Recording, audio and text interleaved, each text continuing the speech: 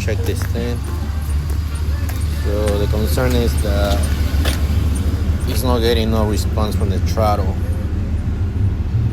So yeah, have a check in your light. I have a feeling it's gonna be with the throttle body or TP sensor. Isuzu. Mute. Alright, let's just check the sensor, check the throttle body, maybe clean it.